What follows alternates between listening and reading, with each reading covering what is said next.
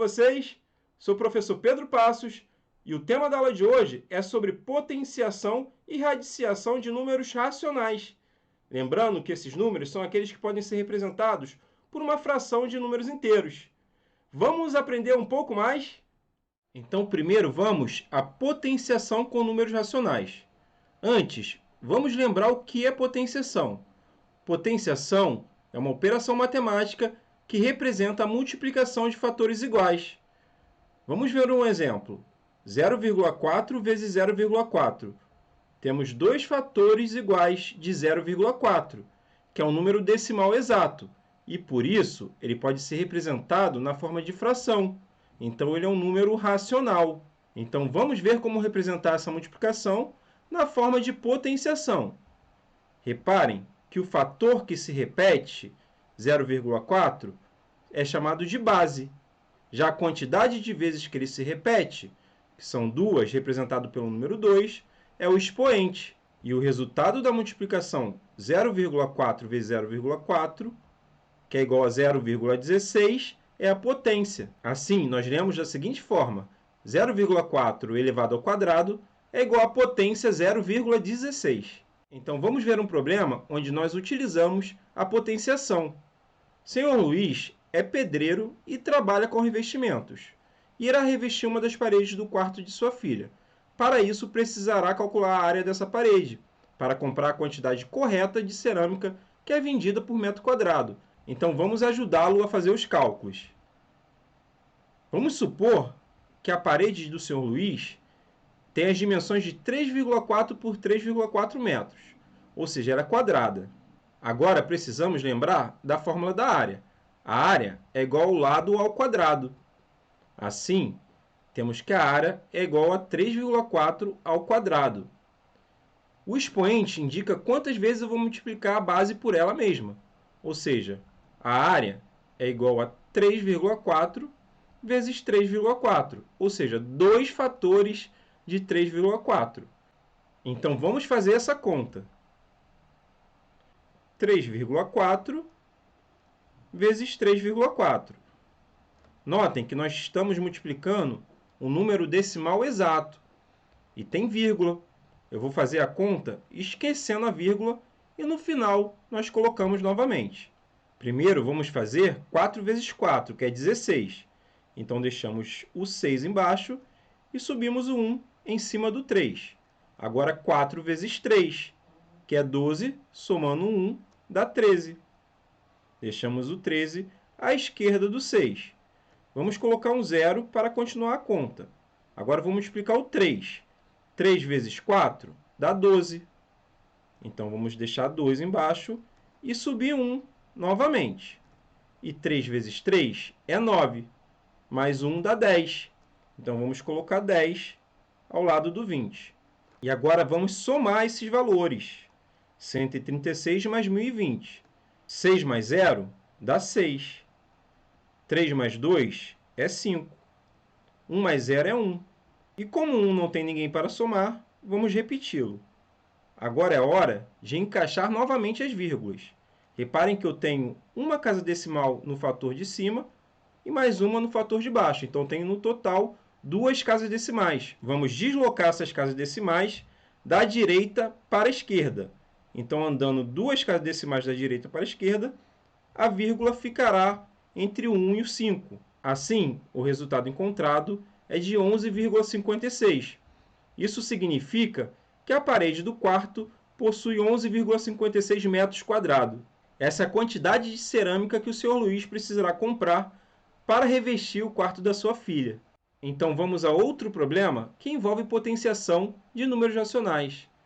Camila, filha do Sr. Luiz, aproveitou que seu quarto passará por uma reforma e decidiu comprar um aquário para colocar no ambiente reformado. Mas antes de comprar os peixes, ela precisará calcular o volume desse aquário. Então, vamos supor que o aquário de Camila tem as seguintes dimensões: 0,5 metros de comprimento, de largura e de altura. Então, é um aquário na forma de cubo. E para calcular o volume, nós precisamos lembrar da fórmula. Volume é igual a aresta elevado ao cubo, ou seja, ao expoente 3. Então, nós temos Volume é igual a 0,5 elevado ao cubo. Isso significa multiplicar 0,5 por ele mesmo 3 vezes, ou seja, 3 fatores de 0,5. Então, vamos fazer essa conta. Primeiro, nós iremos multiplicar 0,5 por 0,5. Vamos armar, então, essa conta. 0,5 vezes 0,5. Vou mostrar para vocês uma forma prática de fazer essa conta.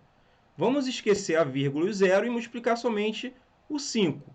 5 vezes 5 é 25. Agora, eu vou ver as casas decimais.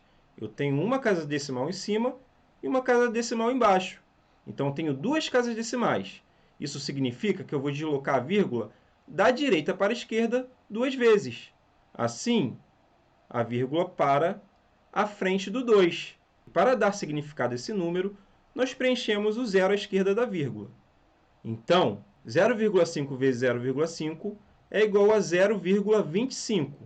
Agora, vamos multiplicar esse resultado por 0,5, que ainda falta.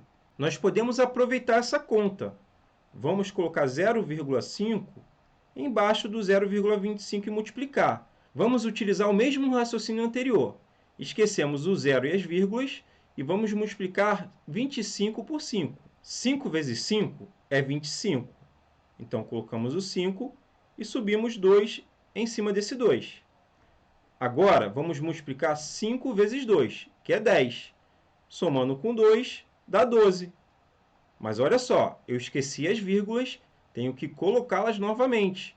Eu tenho duas casas decimais em cima e uma casa decimal embaixo. Então, eu tenho 3 casas decimais. Essa é a quantidade que nós teremos que deslocar a vírgula da direita para a esquerda. Então, deslocando 3 casas decimais da direita para a esquerda, nós teremos a vírgula à esquerda do 1. Vamos completar com 0. Assim, o volume é de 0,125 metros cúbicos.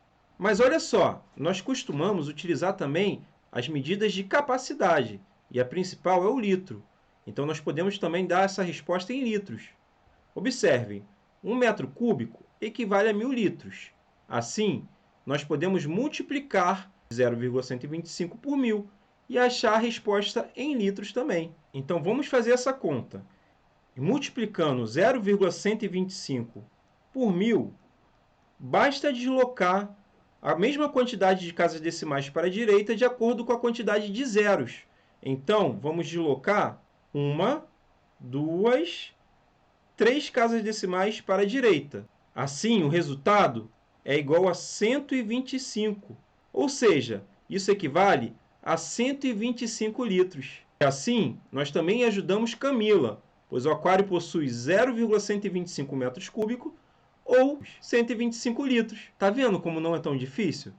Agora vamos a outros exemplos. 2/3 elevado a 4. Notem que nós temos uma fração de números inteiros, portanto é um número racional. Você se lembra a função do expoente?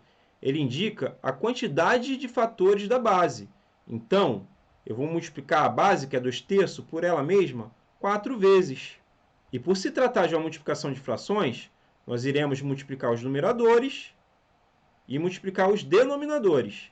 Então, o numerador ficará 2 vezes 2, 4. 4 vezes 2 dá 8. E 8 vezes 2 dá 16. Já o denominador, 3 vezes 3 dá 9. 9 vezes 3 dá 27. E 27 vezes 3 é 81. Ou seja, a potência é 16 sobre 81. Fala que não ficou fácil. Vamos lembrar de uma dica muito importante para as potências. Se o expoente for par, a potência será sempre positiva. E se o expoente for ímpar, a potência terá o mesmo sinal da base. Vamos ver um exemplo onde nós podemos aproveitar essa informação. Menos 5/4 elevado ao cubo. Reparem que o expoente é ímpar. Então, a potência terá o sinal da base. E a base é negativa. Se ligou? Então, vamos lá. Como está elevado ao cubo, nós vamos multiplicar a base por ela mesma 3 vezes, ou seja, 3 fatores de menos 5/4. E por ser multiplicação entre frações, nós vamos multiplicar os numeradores e e multiplicar os denominadores. A gente já sabe que essa potência será negativa por conta do expoente e do sinal da base. Então, vamos multiplicar apenas os números. No numerador, faremos 5 vezes 5 é 25. E 25 vezes 5 é igual a 125. E o denominador, 4 vezes 4 é 16. E 16 vezes 4 é 64. Logo, essa potência é igual a menos 125 sobre 64. Vai dizer que não está ficando cada vez mais fácil. Agora, vamos ver algumas potências especiais, com expoente zero. Se a potência tem um expoente zero e a base diferente de zero, o resultado é sempre 1. Vamos ver alguns exemplos. Menos 1,15 elevado a zero é 1. E 1 sobre 2 elevado a zero também vai ser 1. Agora, vamos ver potência com expoente 1. Se o expoente é 1, a potência é igual à base. Vamos ver alguns exemplos. 3 sobre 10 elevado a 1 é 3 sobre 10, ou 3 décimos. E menos 0,123 elevado a 1 é igual a menos 0,123, ou menos 123 milésimos. Reparem que para esses dois casos, o expoente não indica a quantidade de fatores da base. Portanto, fiquem sempre ligados nesses casos. Agora, vamos mudar um pouquinho. Vamos ver a raiz quadrada de números racionais. Lembrem que a raiz quadrada é um caso particular da radiciação, que é uma operação. Ela é a operação inversa da potenciação. Vamos ver como funciona no exemplo que eu apresentei no início da aula. 0,4 elevado ao quadrado dá 0,16. Isso é uma potenciação. Reparem que eu posso inverter as coisas. Olhem, eu posso dizer que a raiz quadrada de 0,16 é igual a 0,4, notando assim que a radiciação é a operação inversa da potenciação. E nós podemos pensar na raiz quadrada da seguinte forma. É o número que multiplicado por ele mesmo, ou seja, que elevado ao quadrado, é igual ao radicando. Mas quem é o radicando? Vamos identificar os elementos desse radical. O 2 é um índice. O que está dentro do radical é o radicando, 0,16. E 0,4, que é o resultado da operação, é a raiz. Ou seja, a raiz quadrada de 0,16 é igual a 0,4.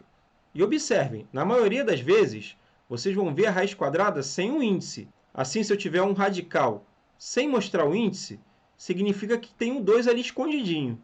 Então, vamos calcular a raiz quadrada de números racionais a partir da história de Camila ainda. Camila possui uma imagem que gosta muito e quer fazer um quadro no formato de um quadrado para colocar na parede do seu quarto. Mas para isso, ela precisa saber a medida de cada lado da moldura que irá comprar. Vocês concordam comigo que Camila tem muito bom gosto? A imagem que ela escolheu tem a cidade do Rio de Janeiro e o Cristo Redentor. Eu curti, mas vamos voltar ao assunto. Vamos supor que essa imagem tem 1,44 metros quadrados de área. E nós queremos descobrir a medida do lado da moldura que Camila deve comprar. E para isso, nós utilizaremos novamente a fórmula da área do quadrado. A área é igual ao lado elevado ao quadrado. Vamos substituir na fórmula a informação que foi dada. Reparem que o lado é o número que elevado ao quadrado é igual a 1,44. Isso significa reescrever como lado igual a raiz quadrada de 1,44, pois é a operação inversa da potência. Então, assim, o que era expoente virou índice e a potência virou radicando. A melhor forma de achar a raiz quadrada de um número decimal exato é transformando esse número em fração. Então, vamos representá-lo na forma fracionária. Vou reescrever. L é igual a raiz quadrada de 144 sobre 100. Duas observações. O índice não precisa colocar, pois é raiz quadrada. E a fração ficou 144 sobre 100 por conta da quantidade de casas decimais desse número decimal. Eu tenho duas casas decimais, então preciso colocar 2 zeros ao lado do 1 no denominador. Mas esse assunto já foi tratado em outras aulas. Então vamos prosseguir. Reparem que achar a raiz quadrada de uma fração equivale a achar a raiz quadrada do numerador da fração e achar a raiz quadrada do denominador. Para resolver essa raiz quadrada, vamos pensar em um número que multiplicado por ele mesmo, ou seja, que elevado ao quadrado, dá 144. Esse número é 12. E para achar a raiz quadrada de 100, nós vamos pensar em um número que multiplicado por ele mesmo vai dar 100, ou seja, é 10. E fazendo essa divisão, nós encontramos 1,2. Isso vocês também viram em outras aulas. E assim nós concluímos dizendo que cada lado da moldura terá 1,2 metro. Observem que a resposta foi dada em metro, pois o lado é uma medida de comprimento, diferente da área, que é uma medida de superfície. E vamos a outro exemplo. A raiz quadrada de 9 sobre 16. Vamos achar a raiz quadrada de 9, que é o numerador, e a raiz quadrada de 16, que é o denominador. A raiz quadrada de 9 é 3, pois 3 vezes 3 é 9.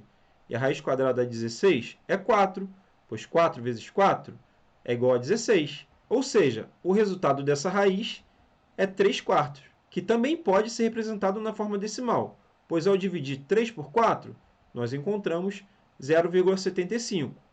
Ambas as representações correspondem a números racionais. Bom, agora vou ficando por aqui. Vamos recapitular o que aprendemos hoje.